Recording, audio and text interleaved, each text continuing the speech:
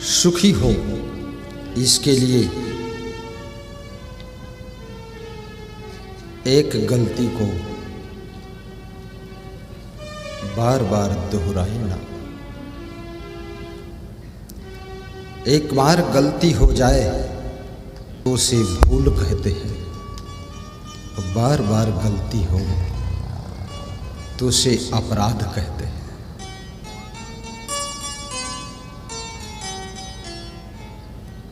एक बार गलती हो जाए उसे अनजान के कारण कहते हैं अनजान में गलती हो, लेकिन बार बार गलती हो तो अज्ञान के कारण गलती होती है। गलतियां आपको कमजोर करती है, गलतियां आपके मनोबल को मारती है, गलतियां आपकी प्रसन्नता को कम कर देती है, गलतियां आपको चिंतित करती है, आपको टेंशन देती है, आपको तनाव देती है। खुश रहना चाहते हो, गलतियों से अपने को बचाओ। जितनी अधिक गलतियां करोगे उतना अधिक तुम चिंतित रहोगे।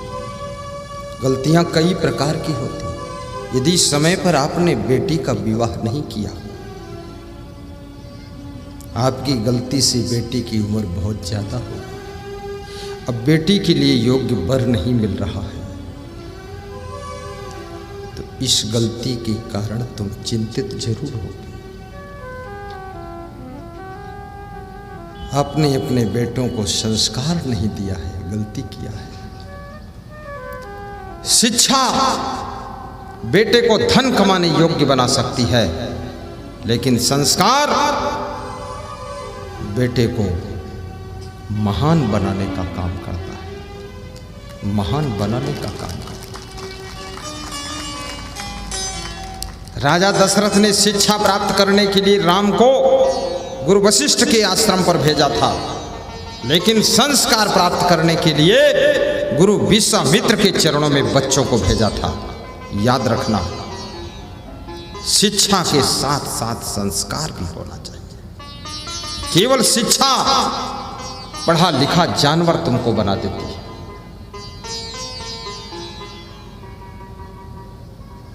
इसलिए ज्यादा शिक्षित लोग माता पिता सास ससुर को निभा नहीं पाते, क्योंकि संस्कार नहीं। और जिसके पास में शिक्षा भी है और संस्कार भी है तो ऐसे है जैसे सोने में सुगंध है। शिक्षा की निंदा नहीं की जा सकती है, लेकिन शिक्षा अच्छा परिणाम तब देती है जब शिक्षा में संस्कार का धागा पिरो दिया गया हो।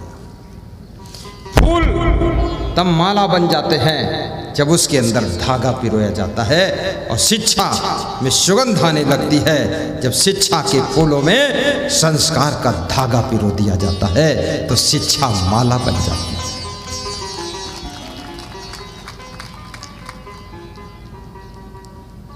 और दीक्षा भी मिलना चाहिए, नामदान भी होना चाहिए। गुरु से दीक्षा भी लो, नामदान भी लो, गुरु की भक्ति, गुरु मंत्र भी सुनो। राम ने भी गुरु बनाया था, कृष्ण ने गुरु बनाया था, कबीर ने गुरु बनाया था, मीरा के गुरु हैं, शिवरी के गुरु हैं, ध्रुव के गुरु हैं। बिना गुरु के कल्याण का कार्य शुरू नहीं होता। भौतिक ज्ञान सीखने के लिए भी गुरु की आवश्यकता पड़ती है। बाण विद्या सीखने के लिए अर्जुन ने द्रोणाचार्य को गुरु माना था। कृष्ण भगवान और सुदामा संदीपन गुरु के चरणों में शिक्षा प्राप्त करने गए थे, उज्जैन में गए थे। उसी उज्जैन नगरी में आश्रम बन रहा है, भव्य आश्रम तैयार हो रहा है, जो कृष्ण भगवान की शिक्षा स्थली है। भारत के महाकवि कालिदास की जन्मस्थली है और राजा भर्तृहरि की राज्यस्थली है और महाकालेश्वर की मंदिर स्थली है। महाकालेश्वर भगवान विराजमान है और क्षिप्रा नदी का प्रवाहित स्थल है। याद रखना, ऐसे पवित्र स्थान में बहुत सुंदर भव्य आश्रम बन रहा। छोड़ दूंगा, आ जाओ ना वकील साहब, 5 मिनट में छोड़ दूंगा, तुम आ जाओ। कैसे जा रहे हो मुस्कुरा कर? इसलिए उस आश्रम के निर्माण में दिल खोल करके, इस तरफ कार्यालय है, उस तरफ कार्यालय है, आश्रम का दान कार्यालय, कार्यकर्ता खड़े हो सकते, यहां दान दे करके रसीद प्राप्त कर सकते। ये दान आपका बहुत अच्छी जगह लगेगा। महाकालेश्वर के सानिध्य में, उज्जैन नगरी में, जहाँ कृष्ण भगवान शिक्षा प्राप्त करने गए थे, वहाँ पर तीर्थ में आश्रम बने। झारखंड वालों को भी बुलाया जाएगा, फिर वहीं रहना 7 दिन। खीर तो नहीं मिलेगी खाने को, लेकिन रोटी चावल दाल सब्जी मिलेगी और जलेबी मिलेगी, छोले मिलेंगे। दूध वहाँ कम होता है, क्योंकि जितना दूध होता है वो महाकालेश्वर सब पी जाते हैं, शंकर भगवान।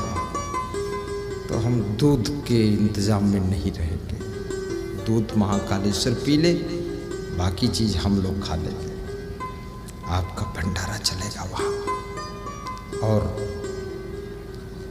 उस उज्जैन आश्रम के परिचय के लिए आपको पर्चा दिए जा रहे हैं, संभाल कर रखना, इधर उधर मत फेंकना, पाप लग जाएगा। इसको पढ़ना, इसमें नाम पता लिखने का कॉलम है, नाम पता लिखना।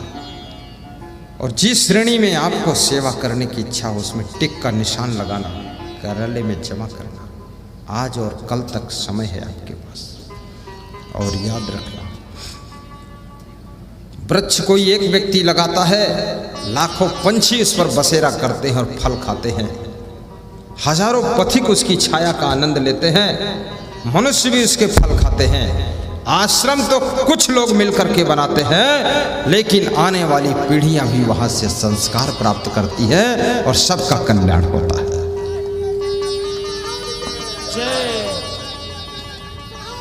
जय हो, जय हो। धन्य। आरती जलाइए, रेडी कीजिए, समय निकट आ गया है। और ये दुमका जिला, ये झारखंड की धरती, ये साधारण नहीं है। यहाँ बड़े बड़े महान पुरुषों का अवतार हो चुका है। बांसुकीनाथ विराजमान है पास में, बाबा बैजनाथ विराजमान है देवघर में। और ये धरती धर्म की धरती है। मुख्यमंत्री हेमंत सोरेन को भी व्यास गादी आशीर्वाद दे रही है। प्रधानमंत्री माननीय नरेंद्र मोदी को भी व्यास गादी आशीर्वाद दे रही है। देश और प्रदेश को अच्छी तरह से चलाए, ऐसी उनको शक्ति प्राप्त हो। सत्ता तो प्राप्त हो गई है, अब ऐसी शक्ति प्राप्त हो कि देश और प्रदेश के जन जन को सुख मिले। सभी को शुभकामना करते हुए